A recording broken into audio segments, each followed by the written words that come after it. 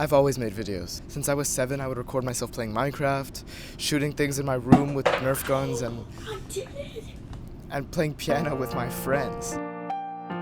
And looking back at those videos brings me deep into nostalgia.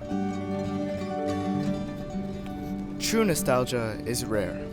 The ones where you're in a mood for several hours, you can only listen to music that won't even satisfy your urge for that nostalgia because it's not about you. You'll look back at all of these pictures that you have of yourself, but you know them all so well already, and nobody else around you is in the same mood, and so you can't really share it with anyone. I've often seen nostalgia described as being a negative feeling, something you'd rather not feel. But I don't know why feelings have to be good or bad. If you met someone who'd never experienced true nostalgia, would you be happy for them? If you know that they were going to die and never experience that feeling, would you be happy for them? If they brought it up to you and they said, I'm really sad that I'm never going to experience true nostalgia, would you say that's actually a good thing?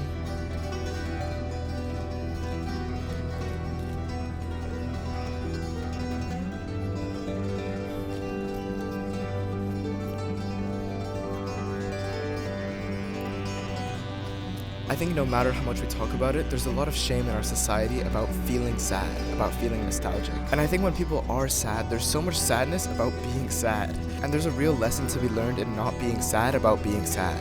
Through all of your sadness, you have gained something. And through all of your nostalgia, you've gained new perspectives in your life. I truly do believe that building a narrative about yourself and all the hardships that you've been through and every moment that's meant something to you, building a story into what's coming next, really helps you decide what comes next, helps you take agency over your life, helps you be intentional about your life. You, just like me, will be you forever. You will always make videos. You will always fulfill your passion. You will always follow yourself. Or I hope so. Find the people around you, or not around you, who will love you regardless, because you have to be you no matter what. There's only one thing that you get that nobody else gets, and that's to be you. You get to build your own story. You get to have your own life. You get to have your own feelings. You get to have your own reactions. You get to have your own shortcomings and uniqueness and nuances and views on things that nobody can imagine. Nobody else gets yours. And if somebody can't deal with them, how should you be expected to deal with theirs? I think this is a really big part of the philosophy of rather than things are bad, things just aren't a match. Your shortcomings don't match up with theirs. They're not willing to put up with your shortcomings, but maybe they're willing to put up with somebody else's. And thus, you guys aren't a match. And that can go for company values, but also compatibility between two people, which is the fundamental unit of everything in our world. In this search for the people around you that love you being you,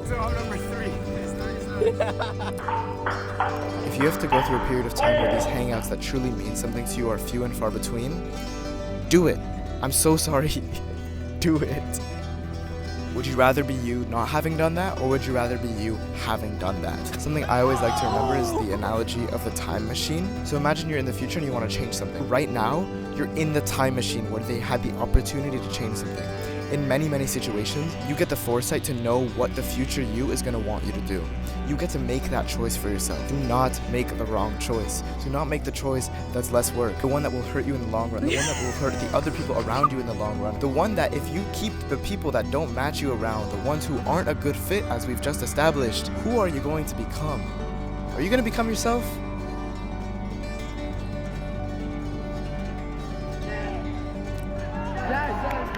I would like to make a distinction between the hangouts that are few and far between being a choice rather than an accident. There's so many differences between somebody being lonely because they're looking for better friends and somebody being lonely because they haven't found the right ones. If you stumble into the conclusion that none of your friends are good for you and get rid of them and then sulk, that could happen. That's a real scenario. But a better one is where you decide that your friends aren't good for you and you decide that you're going to find better ones. In that way, in that intentionality, you're able to remind yourself why you made that decision and what motivates you to keep going. Because it's only at the beginning and the end of making a decision that you get to see the rewards. In the middle of a decision, you only get to see what comes today, tomorrow, the day after, and the day before, really. That's when taking it day by day really helps. Think about every decision that you've regretted.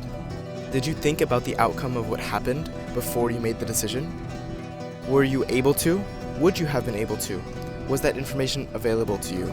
I guess this is kind of like a part 2 to yesterday's video about being intentional, but I've never had a decision that I considered the risks, decided to take, and then regretted because of the bad outcome. Even when the bad outcome happens, which doesn't happen most of the time, it was a cost that you accepted, were intentional about, and now are having to go through.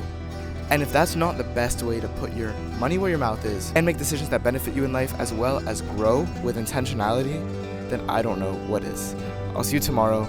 Goodbye. I hope you have a good one.